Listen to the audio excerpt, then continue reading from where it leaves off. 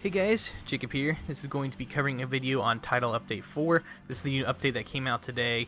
It came out pretty early, at least when I got on it was already out around 9 o'clock. If you are a Season Pass owner, you will actually be able to go to the base of Ops and unlock the new specialization immediately. If you guys saw the beginning of the video, you will see that I did show you what it looks like when you open the box and what it looks like when the barrel extends and stuff like that. I will be covering the gunner and showing you guys a few new changes they made to some of the other specializations. But first off, the gunner, I'll go right into the Banshee, which is the main thing that people are using with this, or the pretty awesome thing. Basically, the signature skill that you can use with this. The Banshee launches a forward arc pulse of energy that confuses enemies caught in the wave. This also penetrates cover, so it's kind of like a it's a pulse, like a normal pulse that can it kind of looks like that when you use it. And it will actually push enemies out of cover and disorient them and make them confused and stuff, and you'll be able to shoot them a little bit easier. There's two upgrades for this, which is the microwave amplifier, mod to increase the duration of the Banshee confuse effect, and the direct transmitter, mod to increase the Banshee range effect.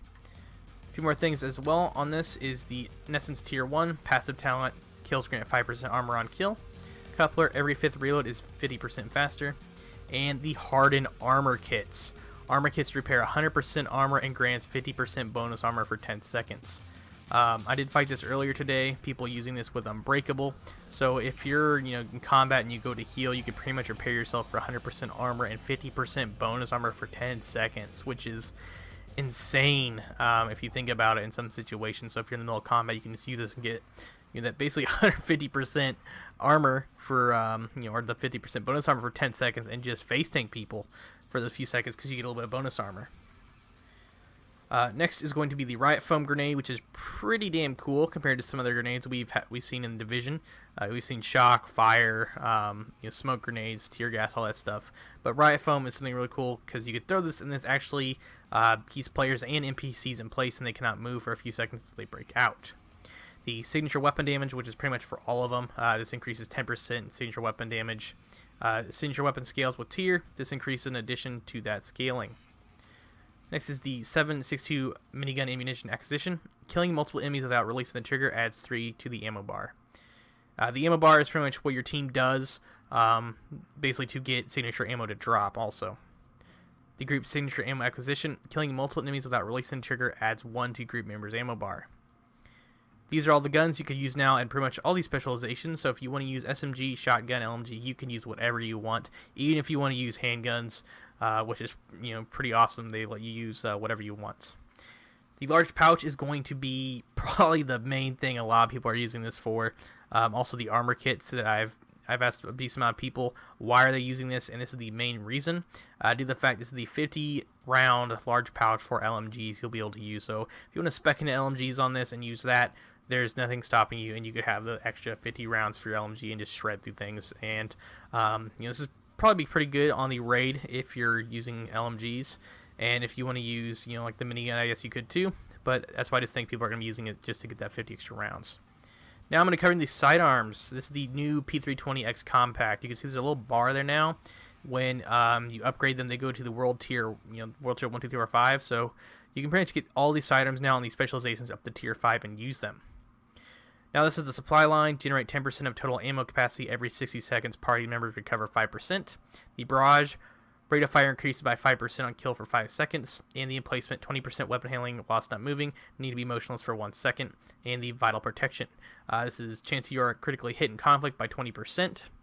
And I'm also going to show you guys the field research. If you do not have the season pass, you will have to do a decent amount of things to get this unlocked. You can still do them if you really want them. But you can see these are the objectives and these stages, and you get like a skin and stuff like that for each one. And this says unknown, so you'll have to complete this one to get this one. And at the end, you will get the gunner specialization and also get the gunner outfit. But if you already own this, if you don't really want to do it, you don't really have to. So if you just want to just get the gun and use it, you can. The demolitionist, pretty much the same thing. They made it where you can use any other weapon. Same goes for the sidearms. You can increase the damage on them and use them in tier 5. Survivalist, same thing as well. I haven't really touched it that much because I'm trying to, if I want to do SMG or do LMG, stuff like that. And the sharpshooter, the one a lot of my friends are talking about, and they're actually kind of pissed about, is going to be the stability and the headshot damage. and stuff like that. They changed. So there's, you know, the reload speed and the stability is no longer there for your gun, and now the headshot damage can only be used with rifles and marksman rifles. So you can't run around with an assault rifle in the raid and get the headshot damage from this. You have to use a rifle or a sniper. So sorry guys if you were using those for the raid or killing players in, you know, the DZ stuff like that. You can no longer do that. They did buff the damage on the TAC 50, decent amount. I haven't used the TAC 50 due to the fact that I don't really use sharpshooter at all. I mostly use the survivalist, but they did buff it a lot. You can see that 560k, which is, or 566k, which is a lot of damage because, you know, it is a 50 BMG round. So it should be pretty damn strong due to the fact you get, you know, maybe 2 rounds in the DZ per supply drop.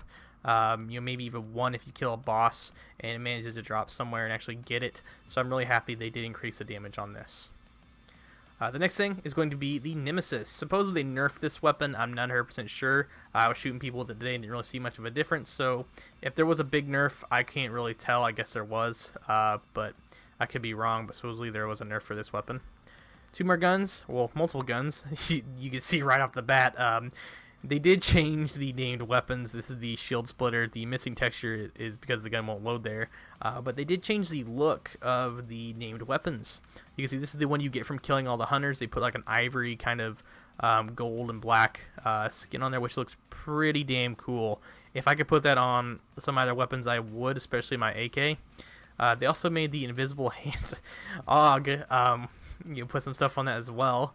If you guys can see, they put some stuff on the mag and the back of the stock and put some tape around the handle and stuff like that. So it's not just a normal AUG. So all the weapons kind of have a decent look to them. And some of them don't even have a change at all. Now the next thing is going to be the skills and the utility. I guess you could say the changes, what they look like. You can see they made them where they are color coded now, so you can see blue, yellow, and red, and you can also see your pretty much your skills, whatever you have equipped on there, or your your mods.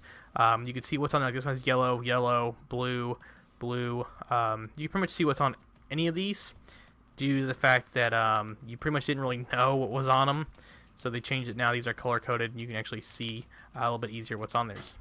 Next is going to be the generic mods. I'm not 100% sure if this is generic mod or not. Some of my friends said just in general you're not supposed to be able to put purple or blue mods on your gear, but this one still has one on it, so I don't really know what the deal is with that, and I don't really have any more generic mods. So I guess if you have those, I don't think you can use those anymore on your yellow gear. So yeah, I guess that's just a change they made, so you no longer can use those. Next, when you guys go to your crafting station, over here, there'll be a blueprint for sale, and it'll be a red blueprint, and it's kind of like a quest blueprint. Once you buy that, you're going to go all the way out to your guy right here, which is going to be your projects. And when you go to your projects, you can see it will pop up on the right here. And this is it. This is the holster intel for the gunslinger holster. It says there are reports of a missing museum piece being split up into several pieces. Intel from local population suggests that one of them is being held by an unsuspected hostile faction in the westernmost control point of DC. Find the components and bring it back for further analysis. And it says donate the fast leather belt. And I'm pretty sure to start this and get it going is going to be the Riverside gas station. I think it's when you have to go to and get it going or something like that. I haven't really messed with it yet, but I will once I have the chance, and I'll be doing that.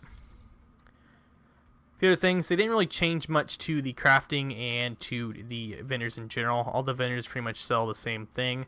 So if you guys were expecting them to change some of the vendors, they pretty much sell the same thing, and everything's still a lower score. Next is the Occupied DZ. You guys will see a little bit of footage of that later on. But when you guys go into the DZ, you will be able to go in there and go manhunt. And, the normalized, you could always do that. In the Occupied, you couldn't. So it's really nice to go in there and actually be able to fight players and kill players and get manhunt. And it does record your time. So if you go to your leaderboards and go to the DZ and go to the highest ODZ manhunt, you can see there's a list here for the score for 89, 72, stuff like TRN's always doing it. So and there's us. We got 41 today when we were killing people in the DZ, which you guys will see later on. So if you guys want to go in there and just survive as long as you can and rack up your score, you can do that. So 89 is the highest currently at the moment. If you want to try getting higher than that, and if you're on Xbox, then you can. But that's going to be really about it, guys, for the DZ. There's nothing else that was really changed. There was a few other things, I guess, that were minor changes, like bug fixes and stuff like that. And they did change, like I said, some of the weapons. And they look like a little bit different. But that's me about it, guys. Thank you all for watching. As always, I'll catch you guys in the next one. We had the training. We fought to protect the weak. But training doesn't prepare you to hunt someone you used to call brother. He has left us no other choice. If we don't stop him, there will be nothing left to save.